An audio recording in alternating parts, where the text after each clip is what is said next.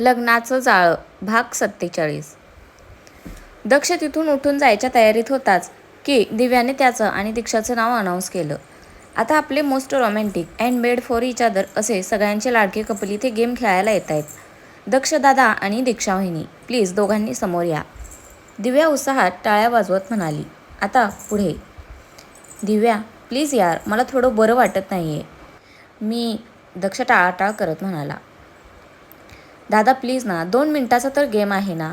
हां, आता तुम्हाला जास्त वेळ हवा असेल तर आमची काही हरकत नाही. दिव्या हसत म्हणाली. तसे सगळे हसू लागले. त्यांना चिडवू लागले तशी दीक्षाने मान फिरवून घेतली.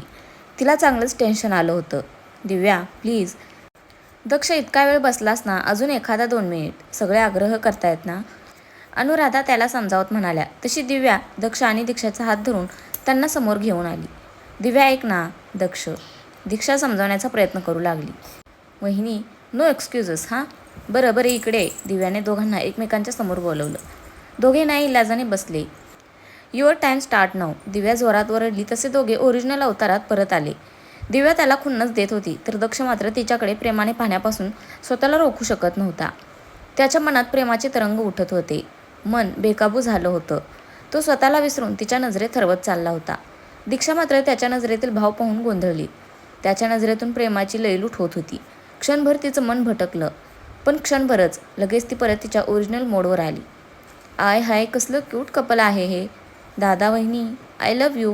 तुम्ही या सगळ्यांचे रेकॉर्ड मोडले यार. लगे रहो बॉस. वहिनी, तूच जिंकली पाहिजेस हां. दिव्या ओरडत होती. दक्ष, अपनी इज्जत का सवाल है भाई, लगे रहो. दिनेश ओरडला. आमचे क्यूट लव्ह बर्ड्स. निवेदिता दोघांकडे प्रेमाने पाहत म्हणाली. दक्ष, दीक्षा, सगळेजण दोघांच्या नावाने ओरडू लागले. एक चपड गंजू कारखानेस, नजर हटव ना. कसं बघतोय हा. दीक्षा मनातल्या मनात म्हणाली. ना मेरी जान, ये हमसे नहीं होगा. दक्ष तिच्या मनातलं ओळखून गालातल्या गालात हसत होता. दक्ष, तुला सोडणार नाही मी. खूप त्रास देतोस तुम्हाला. दीक्षा मनातल्या मनात म्हणाली. मी पण तुला सोडणार नाही. त्याची नजर तिला सांगत होती. दीक्षाने काहीतरी विचार केला आणि क्षणात तिच्या नजरेतले भाव पालटले. तिच्या नजरेत खुन्नसऐवजी प्रेम पाहून दक्ष क्षणात क्लीन बोल्ड झाला. आपसुकच त्याची नजर झोकली. येस, मी जिंकले. दीक्षा त्याला वेडावून दाखवत म्हणाली. तसे सगळे टाळ्या वाजवू लागले. दक्ष मात्र गालातल्या गालात हसत वर निघून गेला. गेम संपला तसं सगळे दिनेश निवेदिता भोवती जमले. कार्तिकने सरप्राईज अनाऊन्स केलं. त्याने आणि दक्षने मिळून दोघांसाठी फर्स्ट नाईट स्पेशल अरेंजमेंट केल्या होत्या वेस्टिनमध्ये. कार्तिकने दोघांच्या हातात एनव्हलप ठेवलं तशी सगळ्यांनी त्याला चिडवायला सुरुवात केली आणि ते दोघे मात्र लाजून हैराण झाले. दिनेश आणि निवेदिता बाय करून बाकी सगळे आत यायला निघाले. कार्तिकही घरी निघाला होता. कार्तिक, दीक्षा त्याच्याकडे गेली. बोल, मी जे सांगितलं ते केलंस. तिने विचारलं. येस, हे घे. त्याने गाडीतून एक कागद काढून तिच्या हातात दिला. दीक्षा, परत एकदा विचार कर. दक्षला तुझी काळजी वाटते म्हणूनच तो नाही म्हणतोय तुला न्यायला. आणि तू हे असं. त्याच्या अपरोक्ष कार्तिक बोलत होता. कार्तिक, त्याला जशी माझी काळजी आहे तशीच मलाही त्याची काळजी आहे. आधीच ॲक्सिडेंटनंतर तो अजून पूर्ण रिकवर झाला नाही, त्यात हा असा हट्ट. प्लीज, जे ठरले तसं करूया. तुम्ही पुढे व्हा, मी येतेच. दीक्षा ठामपणे म्हणाली. बरं ठीक आहे, तू म्हणशील तसं. जस्ट बी केअरफुल, कारण तिची माणसं. Don't worry, I will be safe. Diksha म्हणाली तसा कार्तिक तिला बाय करून निघून घरी गेला. दुसऱ्या दिवशी दक्ष आवरून खाली आला. त्याने फक्त कामासाठी बाहेर चाललो एवढंच अनुराधांना सांगितलं. त्या नकोच म्हणत होत्या, पण कार्तिकी सोबत जाणारे म्हटल्यानंतर त्याने नाईलाजाने होकार दिला. दीक्षा मात्र शांतच होती. दक्ष आणि कार्तिक गाडीत बसले आणि कार्तिकने गाडी पळवली. त्यांच्यावर लक्ष ठेवून असलेल्या माणसाने मनस्वीला अपडेट्स दिले आणि तोही त्यांच्या मागे गेला. गाडी पुण्याच्या रस्त्याला लागली आणि कार्तिकने ब्रेकफास्टसाठी म्हणून फूड मॉलला गाडी थांबवली.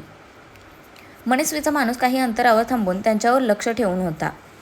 तिकडे बरीच गर्दी होती. कार्तिक आणि दक्ष वॉशरूममध्ये घुसले तसा तो माणूस बाहेर थांबला. काही वेळाने दोघे बाहेर आले आणि गाडीत बसून पुढे निघाले. तसा तो माणूसही त्यांच्या मागे गेला. द कोस्ट इज क्लिअर दक्ष, कार्तिक म्हणाला आणि दोघे तिकडे पार्क केलेल्या दुसऱ्या गाडीत बसून पुण्याच्या दिशेने निघाले. मनस्वीच्या माणसाची दिशाभूल करण्यासाठी म्हणूनच दोघांनी प्लॅन केला होता. गर्दीचा फायदा घेऊन त्यांची माणसं पटकन गाडीच्या दिशेने गेली होती आणि पाठोपाठ तो माणूसही. आता त्यांचे कपडे घालून त्यांची माणसं कार्तिकच्या गाडीत होती, तर दक्ष आणि कार्तिक ड्रेसअप करून दुसऱ्या गाडीतून पुण्याकडे निघाले होते. पुण्याला पोहोचून कार्तिकने सरळ एअरपोर्टकडे गाडी घेतली. तिकडे गाडी त्याच्या माणसाच्या हवाली करून दोघे गोव्याच्या फ्लाईटमध्ये बसले आणि फ्लाईटने गोव्याच्या दिशेने टेक ऑफ घेतला. गोव्याला पोहोचून कार्तिक आणि दक्ष सगळ्यात आधी त्यांच्या माणसांना भेटले. त्याने दिलेल्या माहितीनुसार मनस्वी अजून तरी घरातून बाहेर पडली नव्हती. आता पुढचं प्लॅनिंग करणं गरजेचं होतं. यावेळेस दक्षला तिला सहजासहजी सोडायचं नव्हतं. त्यामुळे तो सगळी खबरदारी घेत होता. हॉलमध्ये पोहोचून त्याने चेक इन केलं. कार्तिकने 2 रूम्स बुक केल्या होत्या. दक्षने 2-3 वेळा त्याला विचारलं, पण त्याने दीक्षाबद्दल अजून तरी दक्षला कळू दिलं नव्हतं. कार्तिक, मी काय खाणार आहे का तुला? सेपरेट रूम कशाला हवी आहे तुला? तुझ्या मनात डाऊट्स आहेत की काय माझ्याबद्दल? दक्ष डोळा मारत म्हणाला. गप रे, तुला काय आत्ता ओळखतोय का मी? ते तर मलाच जरा मोकळेपणा हवाय म्हणून सेपरेट रूम बुक केली. तुझे घोरणं कोण ऐकेल रात्रभर? झोपेचं खोबरं, कार्तिक मिश्किल हसत म्हणाला. हे काहीही बोलू नकोस. मी नाही हा घोरत वगैरे. तुझी लाडकी बहीण घोरत असते रात्रभर. मी कसा झोपतो माझं मलाच माहीत. दक्ष हसला. चले, काहीही अफवा पसरू नकोस तिच्याबद्दल. बरं मला सांग, तिला कळवलंस का पोचलो ते? कार्तिकने विचारलं. हो, केला होता ना कॉल. तिचे रागीट फुतकार इथपर्यंत जाणवत होते मला. बापरे, टेरर आहे ती. घाबरलो ना मी. दक्ष हसायला लागला. हसून घे. एकदा येऊ दे तिला इकडे, मग बघ तुझं कसं भरीत करते ते. कार्तिक तोंडातल्या तोंडात पुटपुटला. तुला पण तिचा गुण लागला वाटतं पुटपुटायचा? दक्षने तिरकसपणे विचारलं. जरा मोठ्याने बोल काय ते. काही नाही, चल जरा वेळ आराम कर. बरीच दगदग झाली आहे तुझी. तुझी काळजी नाही घेतली तर माझ्यावर कसली कसली कलमं लावेल दीक्षा. तिने वॉर्निंग देऊन पाठवले मला. तेव्हा दक्षराव, चला मुकाट्याने मेडिसिन्स घेऊन आराम करा. कार्तिक त्याला रूममध्ये पिटाळत म्हणाला आणि त्याला सेटल करून दुसऱ्या रूममध्ये गेला. साधारण रात्री 9च्या सुमारास दक्षच्या रूम डोअरवर नॉक झालं. कार्तिक असेल म्हणून त्याने उठून दार उघडलं आणि दीक्षा? दक्षचे डोळे विस्फारले. सरक बाजूला. दीक्षा त्याला ढकलून आत घुसली. हे ढकलतेस काय? दक्ष तिच्या मागे आला. आणि तू काय करतेस इकडे? त्याने आश्चर्याने विचारलं. जिम्मा खेळायला आले तुझ्यासोबत. मूर्खासारखे प्रश्न विचारू नकोस. दीक्षा नाक मुरडत म्हणाली. तुला सांगितलं होतं ना मी, आम्ही हँडल करतो हे सगळं म्हणून. तुला कधी ऐकायचंच नसतं का गं? सतत स्वतःची मनमानी. दक्ष चिडला. गप्प बस तू आणि जरा आरशात बघ तोंड तुझं. कोण मनमानी करते ते कळेल तुला. स्वतःला काय सुपरमॅन कारखाने समजतो का तू? म्हणे आम्ही हँडल करू. आणि काय रे, तुला काय वाटलं त्या मनस्वीला तुला सहज पकडता येईल?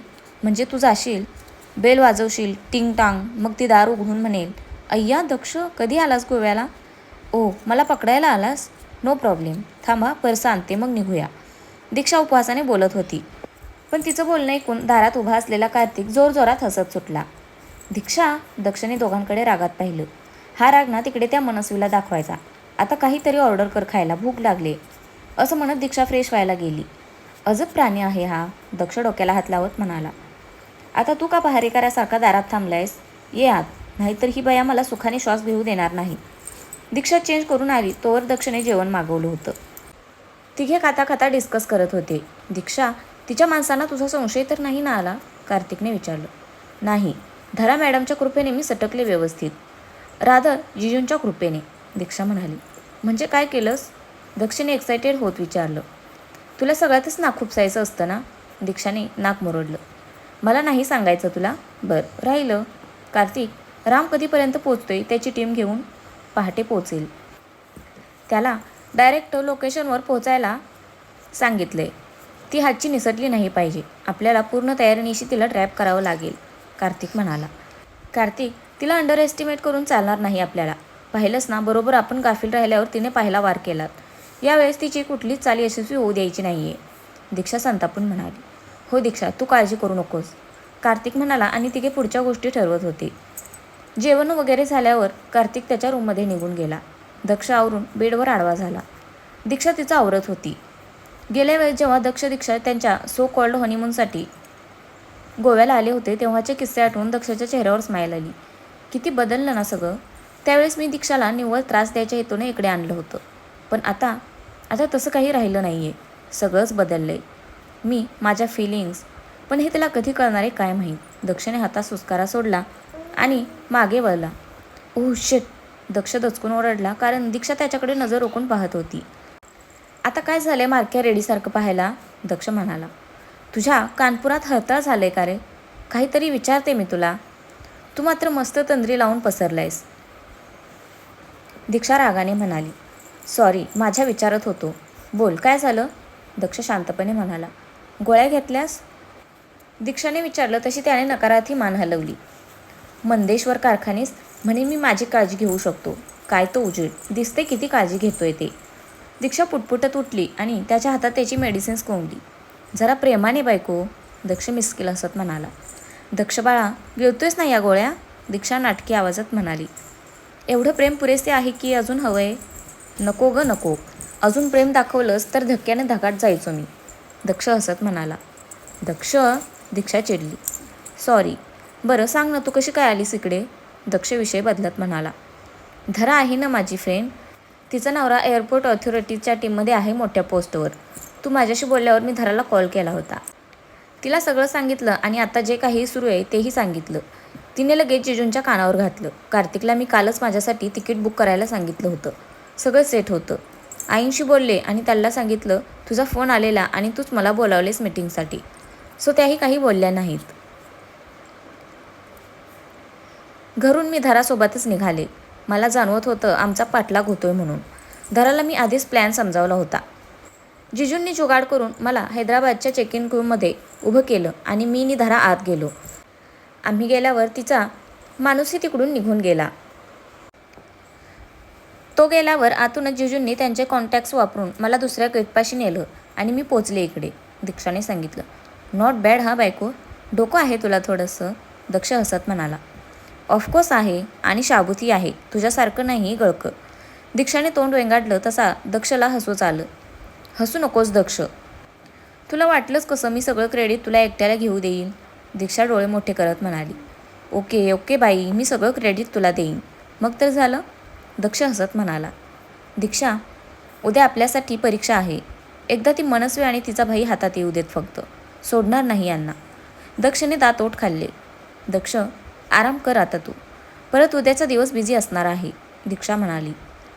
तू हे आराम कर, दक्ष म्हणाला आणि आडवा झाला. दीक्षाही झोपायचा प्रयत्न करत होती. दोघांच्या डोक्यात विचारांचं काहूर माजलं होतं. येणारा दिवस काय घेऊन येणार होता कुणालाच माहीत नव्हतं. मनस्वी आणि तिचा भाई डिनर टेबलवर बसले होते. तिचा फोन वाजला. तिच्या माणसाचं नाव पाहून तिने लगेच कॉल रिसीव्ह केला. बोल संजय, काय खबर? आपल्या दोन्ही माणसांनी अपडेट्स दिल्यात. दक्ष आणि कार्तिक पुण्यातच आहेत. प्रेसिडेंट हॉलमध्ये उतरलेत. आपल्यापासून आपला माणूस त्यांच्यावर पाळत ठेवून आहे. ते दोघेही रूमच्या बाहेर निघाले नाहीयेत, संजय म्हणाला. त्यांच्यावर बारीक नजर ठेवायला सांग Sanjay, they both are very smart, Manasvi म्हणाली. हो मॅम, मी सांगितलंय पक्याला. तर फ्रेंड्स, आजचा भाग कसा वाटला नक्की कमेंट करून सांगा. धन्यवाद.